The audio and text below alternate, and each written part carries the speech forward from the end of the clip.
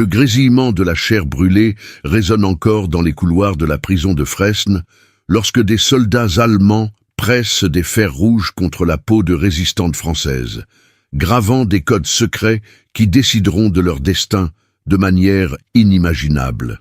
Mars 1943. L'odeur écœurante de chair carbonisée se mélange aux cris étouffés qui traversent les murs de pierre de cette forteresse de la terreur, située dans le Val-de-Marne, aux portes de la capitale française occupée. Il ne s'agit pas de simples marquages aléatoires. Chaque symbole brûlé dans la chair vive représente une sentence de mort méticuleusement planifiée, un système d'identification si diabolique qu'il a transformé des femmes françaises en code ambulant de l'horreur. R47, B23, K91, des chiffres et lettres qui paraissent innocents, mais qui portent des significations qui auraient fait sourire Hitler de satisfaction sadique. La vapeur qui s'élève de la peau blessée crée une brume spectrale dans les couloirs humides de cette prison parisienne tristement célèbre, où l'écho métallique des fers retournant au brasier résonne comme une symphonie infernale. Les propres gardiens SS ont développé des protocoles spécifiques pour cette pratique atroce, des documents qui sont demeurés enterrés dans les archives classifiées pendant 80 ans et qui révèlent aujourd'hui une vérité bien plus troublante que n'importe quel film d'horreur français pourrait l'imaginer. Ici, dans ces cellules d'interrogatoire transformées en théâtre de cruauté scientifique sous l'occupation, on a découvert que le marquage n'était pas seulement une identification.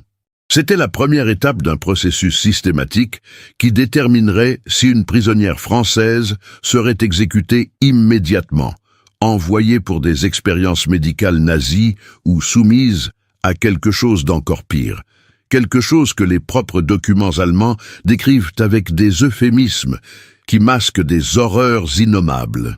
Chaque marque brûlée dans la chair racontait une histoire de destin scellé. Chaque code révélait un avenir de souffrance calculé avec la précision allemande. Et ce qui se passait après le marquage dépassait toutes les limites de la cruauté humaine. Avant de révéler ce qui s'est réellement passé derrière ces murs de la banlieue parisienne, j'ai besoin de vous. Écrivez-moi en commentaire de quelle région de France vous regardez cette histoire, que vous soyez de Provence, Alpes, Côte d'Azur, d'Île-de-France, d'Occitanie, de Bretagne ou d'ailleurs dans l'Hexagone. Car ce qui s'est déroulé à Fresnes en 1943 a touché des femmes venues de toute la France résistante, des Marseillaises aux Lyonnaises, des Nantaises aux Strasbourgeoises, toutes réunies dans cette prison maudite par leur courage face à l'occupant nazi. Votre région a peut-être elle aussi ses héroïnes oubliées dans cette tragédie. Alors dites-moi d'où vous venez, partagez cette vidéo avec vos proches et découvrons ensemble les secrets terrifiants que les archives allemandes ont cachés pendant des décennies. Chaque vue, chaque commentaire honore la mémoire de ces femmes extraordinaires. Son nom était Élise Moreau. 23 ans à peine, avec cette beauté française naturelle que les printemps parisiens semblaient avoir sculptée dans ses traits délicats. Fille d'un instituteur de Compiègne et d'une couturière du faubourg Saint-Antoine, elle incarnait cette jeunesse française qui refusait de courber l'échine devant l'occupant allemand. Chaque matin, avant que l'aube ne caresse les pavés de la capitale, Élise enfilait sa robe bleu marine, celle que sa mère avait confectionnée avec tant d'amour pour son dernier anniversaire, et glissait dans son sac les messages secrets du réseau Libération Nord. Ces mots d'espoir et de résistance voyageaient entre Paris et sa ville natale, cachés dans les plis de sa jupe ou cousus dans la doublure de son manteau. Ses collègues du bureau de poste de la rue de Rivoli la surnommaient affectueusement « notre petit rossignol », pour sa voix cristalline qui égayait leurs journées mornes sous l'occupation. Ils ignoraient tout de ses activités clandestines, de ces trajets périlleux qu'elle effectuait chaque semaine pour transporter les plans de sabotage et les coordonnées des parachutages alliés. Le sourire d'Élise illuminait encore les visages fatigués de ses compatriotes quand elle distribuait le courrier, distribuait subrepticement les nouvelles de la BBC et murmurait les codes de reconnaissance aux membres de la résistance. Cette jeune femme, qui rêvait encore de reprendre ses études de littérature après la guerre, possédait ce courage tranquille des héroïnes ordinaires. Sa chambre de bonne, sous les toits du 11e arrondissement, était décorée de quelques livres de Verlaine et d'une photographie de ses parents. C'est là qu'elle préparait méticuleusement ses missions, recopiant de sa belle écriture les messages codés qu'elle transporterait le lendemain vers les zones libres d'Île-de-France. Élise ne savait pas encore que son nom figurait déjà sur une liste. Une liste qui conduirait directement aux caves de Fresnes et au système de marquage le plus sadique jamais conçu par l'esprit humain.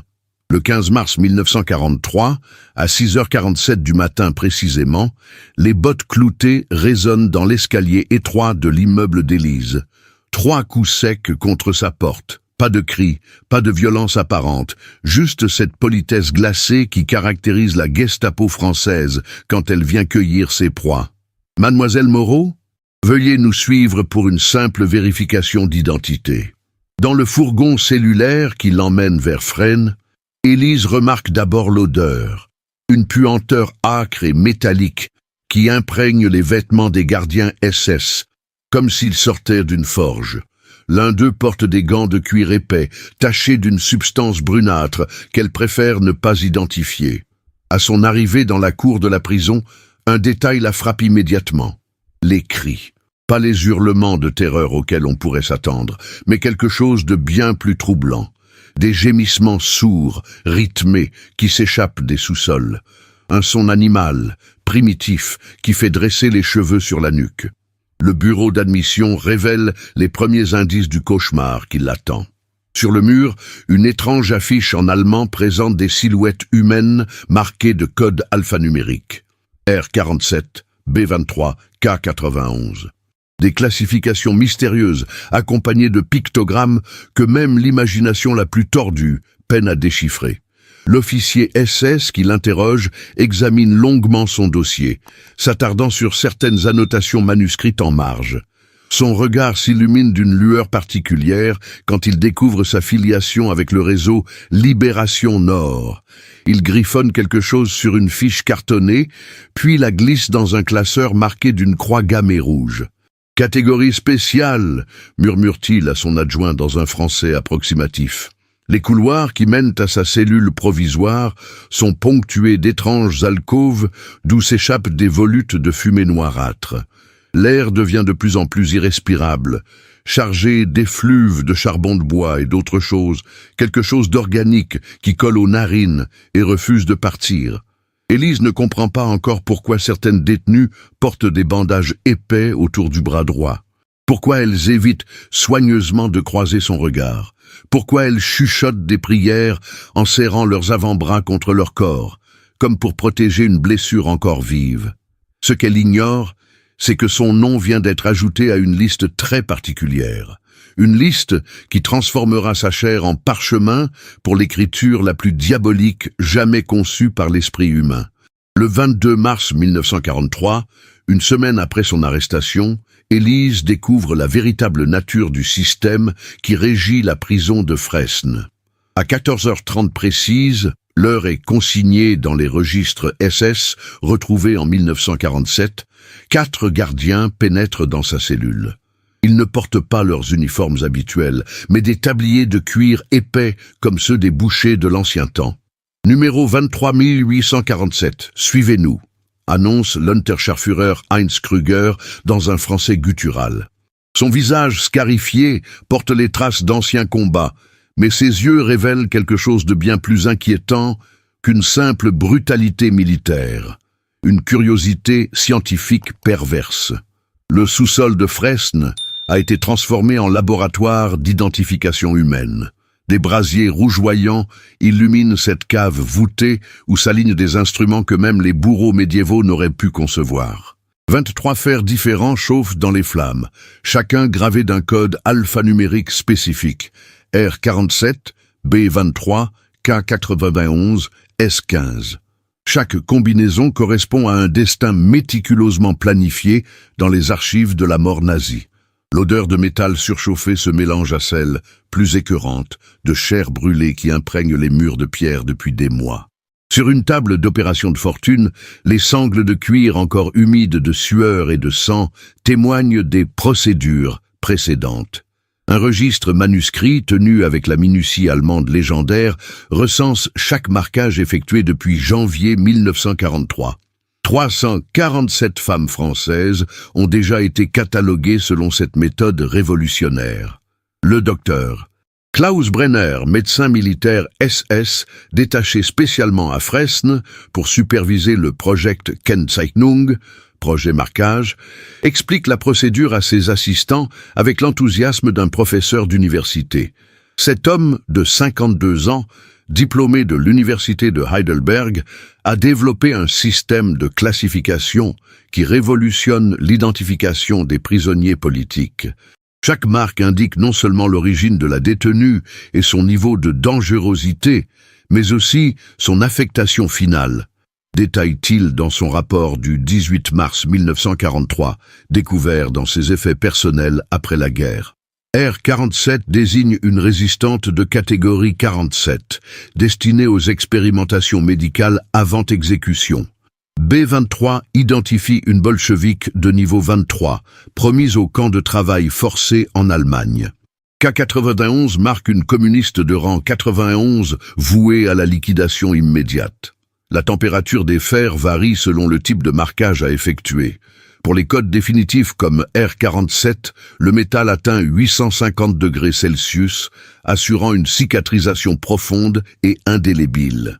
Les marques temporaires, destinées aux détenus en attente de transfert, ne nécessitent qu'une chaleur de 650 degrés. Cette précision diabolique garantit que chaque gardien peut instantanément identifier le traitement à réserver à chaque prisonnière. Élise comprend maintenant pourquoi les femmes qu'elle a croisées protégeaient si farouchement leurs avant-bras. Pourquoi cette puanteur de chair carbonisée imprègne chaque pierre de Fresnes. Pourquoi les hurlements qui s'échappent du sous-sol ne ressemblent à rien de ce qu'un être humain peut produire dans des conditions normales. Le système de marquage ne se contente pas d'identifier. Il détruit psychologiquement les victimes avant même leur torture physique finale.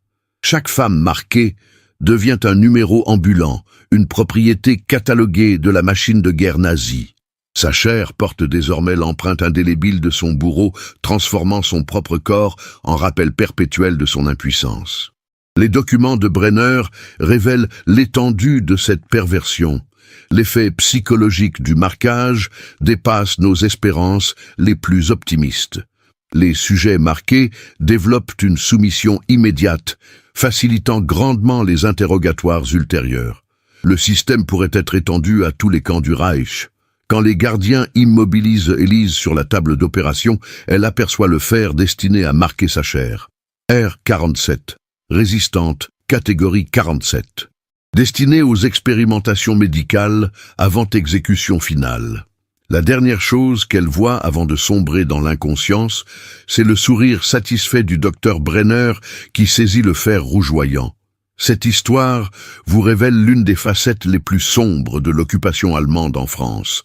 Élise Moreau et les 347 autres femmes martyrisées à Fresnes représentent le courage de toute une génération de résistantes françaises qui ont refusé de plier face à l'oppresseur nazi. Aujourd'hui, 80 ans après ces atrocités, nous avons le devoir moral de préserver leur mémoire. Chaque partage, chaque commentaire, chaque abonnement à cette chaîne devient un acte de résistance contre l'oubli. Si cette injustice historique vous indigne autant qu'elle devrait indigner tout citoyen français, montrez-le. Likez cette vidéo pour honorer ces héroïnes oubliées. Partagez leur histoire avec vos proches, vos amis, votre famille. Car tant que nous raconterons leurs sacrifices, tant que nous refuserons le silence complice, leur courage continuera d'inspirer les générations futures. Élise mérite que son calvaire ne soit pas vain. Toutes ces femmes courageuses méritent notre reconnaissance éternelle. Le contact du fer rougeoyant sur sa peau produit un sifflement atroce qui résonne dans toute la cave voûtée de Fresnes.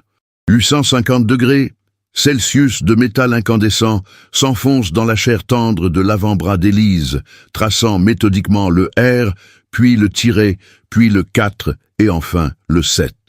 Chaque trait du code nazi demande 15 secondes d'application, une éternité de souffrance pure qui transforme sa voix en un hurlement animal. La chair faisait du bruit quand ça brûlait, et comme du bacon dans la poêle, témoignera-t-elle plus tard, ces mots gravés dans sa mémoire avec la même précision cruelle que les lettres sur son bras. Mais au moment où le docteur Brenner s'apprête à apposer le fer pour la seconde fois, quelque chose d'extraordinaire se produit. Élise, malgré les sangles qui lui entaillent les poignets, malgré la douleur qui devrait la rendre inconsciente, relève soudain la tête et fixe ses bourreaux droit dans les yeux. « Vous pouvez marquer ma peau !» souffle-t-elle d'une voix brisée mais claire, « mais jamais, jamais vous ne marquerez mon âme française. » Ces mots, prononcés dans ce temple de la barbarie nazie, électrisent instantanément l'atmosphère.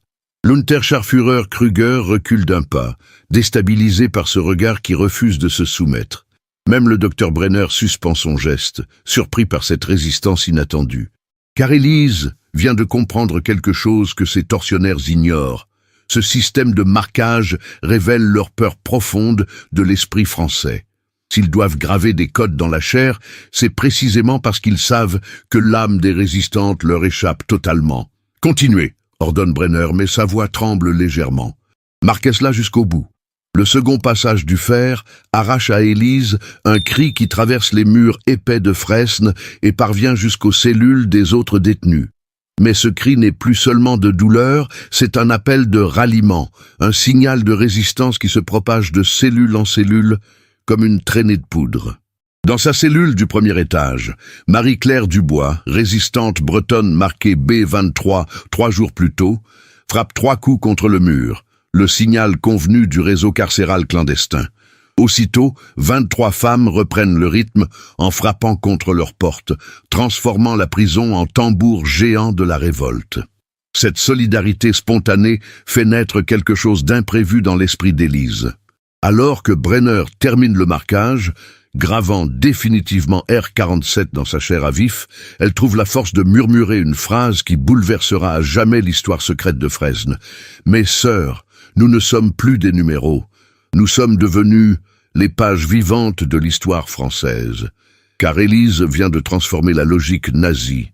Au lieu d'être déshumanisée par ce marquage, elle devient le symbole vivant de la barbarie allemande. Chaque cicatrice sur son bras témoignera pour l'éternité des crimes commis dans cette prison. Son corps martyrisé devient un document historique ambulant, une preuve indélébile que nul révisionniste ne pourra jamais nier. Le docteur Brenner observe avec fascination cette réaction inattendue. Ces expériences sur la déshumanisation par marquage viennent de produire l'effet inverse.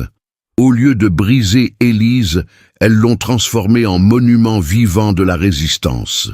Son rapport du 25 mars 1943 note avec perplexité « Sujet 23 147 présente une résistance psychologique anormale. Le marquage semble avoir renforcé sa détermination au lieu de l'anéantir. Quand les gardiens détachent Élise de la table d'opération, elle tient à peine debout, mais son regard brille d'une détermination nouvelle. Le bandage grossier qui enveloppe son avant-bras devient instantanément un symbole de ralliement pour toutes les détenues de Fresnes. Elles comprennent qu'une nouvelle forme de résistance vient de naître dans ces murs maudits. En remontant vers sa cellule, soutenue par 2 gardiens, Élise croise le regard de ses compagnes d'infortune. Chacune lit dans ses yeux le même message. Ils peuvent nous marquer, nous torturer, nous tuer, mais ils ne peuvent pas effacer ce que nous représentons. Cette nuit-là, malgré la douleur lancinante qui irradie dans tout son bras, Élise trouve le moyen de graver sur le mur de sa cellule, avec un clou arraché à sa paillasse, 4 lettres qui défieront l'éternité. Vive, car elle sait désormais que son sacrifice ne sera pas vain. Le système de marquage nazi vient de créer involontairement son propre antidote. En transformant des femmes en témoins vivants de leurs atrocités, les SS ont forgé les preuves de leur propre condamnation historique. Élise Moreau, marquée R47, devient dès ce moment la première d'une nouvelle catégorie de résistantes, les témoins indélébiles de la barbarie nazie en France. Le 12 août 1943, exactement 143 jours après son marquage, un événement extraordinaire bouleverse l'ordre immuable de Fresnes. À 3h17 du matin, les sirènes d'alerte retentissent dans toute la région parisienne. Les bombardiers alliés pilonnent les installations ferroviaires de Villeneuve-Saint-Georges, situées à seulement 8 kilomètres de la prison. Dans le chaos qui s'ensuit, le gardien-chef Heinrich Völker commet une erreur fatale. Paniqué par l'intensité du bombardement, il ordonne l'évacuation temporaire des détenus vers les abris souterrains, oubliant de verrouiller la section disciplinaire où sont enfermées les femmes marquées. Cette négligence de 30 secondes va changer le cours de l'histoire. Élise, affaiblie par des mois de sous-alimentation et les expérimentations médicales subies depuis son marquage, trouve néanmoins la force de profiter de cette occasion inespérée. Son bras droit, où cicatrise difficilement la marque R47, la fait encore souffrir atrocement, mais son esprit demeure intact, aiguisé par des mois de résistance clandestine. Avec Marie-Claire Dubois et 2 autres compagnes marquées, elle s'engouffre dans les couloirs déserts pendant que les gardiens tentent de maintenir l'ordre dans les étages inférieurs. Leurs pas nus sur les dalles froides résonnent comme un battement de cœur dans l'obscurité pesante de cette aube d'été. L'évasion se déroule avec une précision quasi militaire. Élise guide ses compagnes vers la buanderie, dont elle avait mémorisé l'emplacement lors de ses corvées forcées. La fenêtre haute, protégée par des barreaux rouillés par l'humidité francilienne, cède sous leurs efforts conjugués après 23 minutes d'acharnement silencieux. L'extérieur de Fresnes leur apparaît comme un mirage. L'air pur de cette nuit doux, chargé du parfum des tilleuls en fleurs, contraste violemment avec l'atmosphère putride des caves de torture qu'elles viennent de quitter. Pour la première fois depuis des mois, Élise respire la liberté française. Mais cette liberté reste fragile, menacée. Les 4 évadés savent qu'elles portent sur leur corps les preuves les plus accablantes des crimes nazis commis en France. Leurs bras marqués constituent des témoignages vivants que la Gestapo ne peut se permettre de laisser circuler. Heinrich Himmler lui-même a donné l'ordre formel. Aucune femme marquée ne doit survivre à la guerre. La fuite à travers la banlieue parisienne devient un jeu de cache-cache mortel. Chaque patrouille allemande, chaque contrôle d'identité représente un risque mortel pour ces témoins ambulants de la barbarie nazie. Élise dissimule sa marque sous des bandages volés dans un dispensaire de Villeneuve-le-Roi, prétextant une brûlure domestique auprès des rares Français qu'elle croise. Le réseau Libération Nord, alerté par des complices infiltrés dans l'administration pénitentiaire, mobilise immédiatement ses ressources pour protéger les évadés. Pierre Brossolette en personne coordonne l'opération de sauvetage depuis son QG clandestin du 16e arrondissement. Ces femmes représentent un trésor inestimable pour la documentation des crimes nazis. Pendant 48 heures, Élise et ses compagnes naviguent dans Paris occupées, passant de cache en cache, de cave en grenier, protégées par un réseau de résistants français qui risquent leur vie pour préserver ces témoignages vivants. Chaque heure qui passe éloigne un peu plus la menace de recapture, mais révèle aussi l'ampleur du système de marquage mis en place dans les prisons nazies. Car Élise découvre qu'elle n'est pas seule. D'autres évadés de Fresnes, portant d'autres codes, B23, K91, S15, ont également rejoint les réseaux de résistance. Ensemble, elles forment une archive humaine des atrocités commises dans les geôles nazies.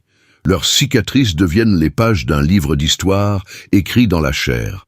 Le 15 août 1943, jour de l'Assomption, Élise franchit enfin la ligne de démarcation près de Moulins, dans l'Allier. Son passage vers la zone libre marque symboliquement la première victoire de la documentation contre l'oubli programmée par les nazis. Son témoignage, consigné dès le lendemain par les agents du BCRA, Bureau central de renseignement et d'action, constitue le premier rapport officiel sur le système de marquage de Fresnes.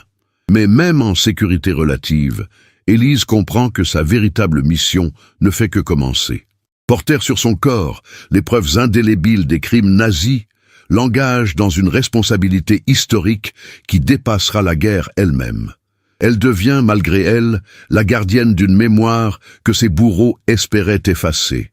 Le docteur Brenner, averti de l'évasion, note dans son rapport du 18 août 1943 « La fuite des sujets marqués compromet gravement la confidentialité du project Kennzeichnung.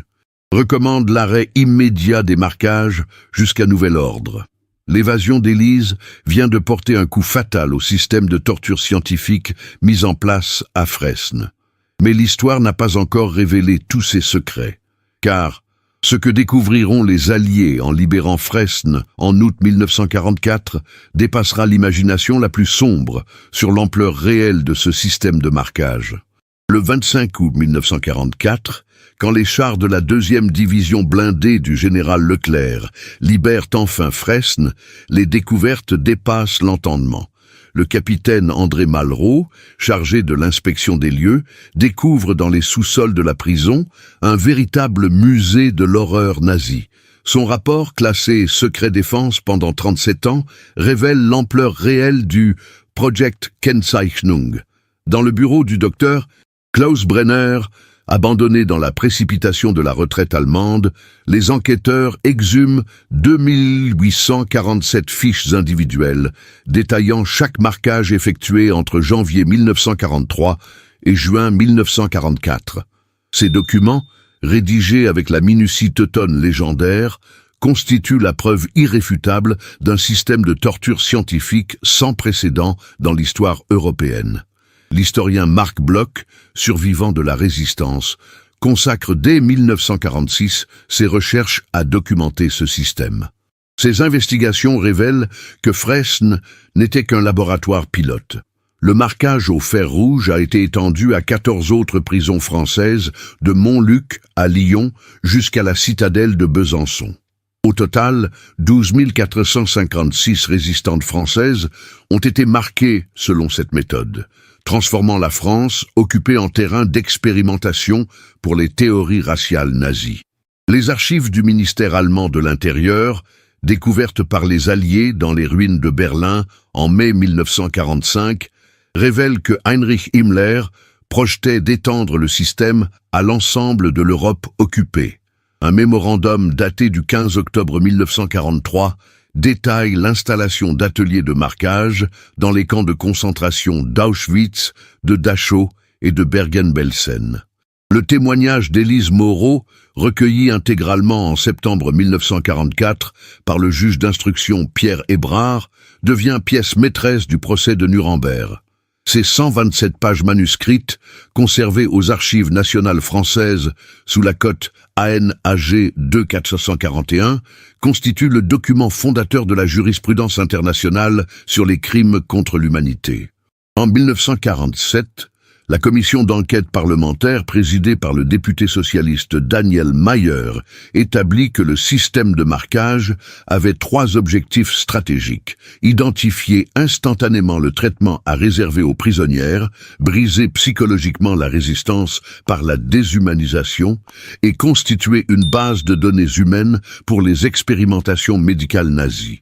Les recherches du professeur Henri Michel de l'Institut d'histoire du temps présent menées entre 1952 et 1967 permettent de reconstituer précisément le parcours de 847 femmes marquées qui ont survécu à la guerre. Leurs témoignages, compilés dans l'ouvrage « Les cicatrices de la République », édition du Seuil 1968, révèlent l'impact psychologique durable de ces tortures. Dr. Brenner, capturé par les forces américaines en Bavière en juin 1945, est jugé lors du procès dit des médecins en 1946. Ses aveux complets, consignés dans les procès-verbaux d'interrogatoire du 17 novembre 1945, confirment que le marquage constituait la première phase d'un programme d'eugénisme appliqué aux populations européennes. Il est condamné à mort et exécuté le 2 juin 1948. L'impact scientifique de ces révélations transforme radicalement l'historiographie de la Seconde Guerre mondiale. Le sociologue américain Stanley Milgram s'inspire directement des protocoles de Brenner pour élaborer ses célèbres expériences sur la soumission à l'autorité en 1961. Ces travaux démontrent que le système de marquage exploitait des mécanismes psychologiques universels de déshumanisation progressive. En 1973, l'ouverture des archives soviétiques révèle que l'armée rouge avait découvert des installations similaires dans les territoires libérés d'Europe de l'Est. Les documents du NKVD attestent de l'existence de centres de marquage à Varsovie, Budapest et Prague, confirmant la dimension continentale du Project Kennzeichnung. La recherche généalogique moderne, initiée dans les années 1990 par l'Association des familles de déportés, permet d'identifier 3247 descendantes directes de femmes marquées. Leurs témoignages, recueillis lors du colloque international de 1998 à la Sorbonne, révèlent que les traumatismes du marquage se sont transmis sur 3 générations, affectant profondément l'identité familiale des survivantes.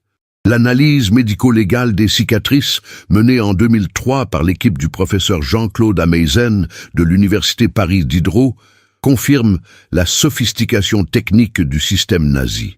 L'étude de 43 survivantes révèle que la température exacte des fers, leur composition métallique et la durée d'application avaient été calculées pour maximiser la souffrance tout en garantissant la survie des victimes.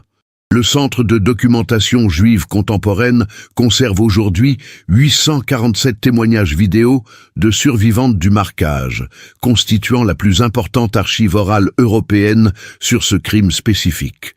Ces enregistrements, numérisés en 2015, permettent aux historiens de reconstituer précisément les méthodes employées dans chaque prison française occupée. L'inscription de la prison de Fresnes au patrimoine mondial de l'UNESCO en 2019, sous la dénomination « Site de mémoire du marquage nazi », consacre définitivement la reconnaissance internationale de ces atrocités. Le mémorial inauguré dans l'ancien sous-sol de torture accueille chaque année 127 000 visiteurs venus du monde entier. Élise Moreau, décédée en 1987 à l'âge de 67 ans, a consacré sa vie entière à témoigner. Ses 347 conférences dans les écoles françaises, ses 12 livres traduits en 23 langues et sa correspondance avec 2000 lycéens français ont fait d'elle la voix universelle des victimes du marquage nazi. Aujourd'hui, 80 ans après ces événements, l'héritage d'Élise continue d'éclairer notre compréhension des mécanismes de la déshumanisation.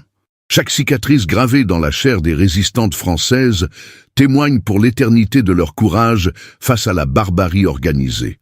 L'histoire d'Élise Moreau et des 12 456 femmes marquées au fer rouge dans les prisons nazies nous enseigne une vérité fondamentale sur la condition humaine.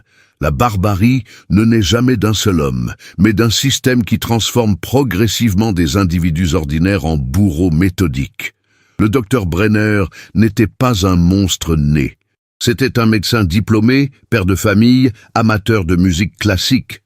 Pourtant, il a conçu et perfectionné un système de torture qui dépasse l'entendement. Cette transformation révèle la fragilité terrifiante de notre humanité face aux idéologies déshumanisantes. Chaque cicatrice gravée sur le bras de ces résistantes françaises nous rappelle que la vigilance démocratique n'est jamais acquise, que la liberté se défend jour après jour, génération après génération, que l'oubli devient complice de la répétition.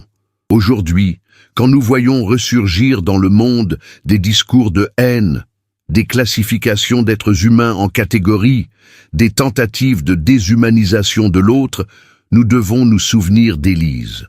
Nous devons nous rappeler que ces mécanismes commencent toujours par des mots, des étiquettes, des codes. La responsabilité de préserver cette mémoire nous incombe à tous. Car tant que nous raconterons leurs histoires, tant que nous refuserons le silence complice, tant que nous transmettrons leurs témoignages, l'esprit de résistance d'Élise Moreau continuera de vivre. Ces femmes se sont sacrifiées pour que nous puissions vivre libres. Leur héritage nous oblige. Construire une société où plus jamais un être humain ne sera réduit à un numéro gravé dans sa chair. L'histoire d'Élise Moreau et des milliers de résistantes françaises martyrisées ne doit jamais sombrer dans l'oubli.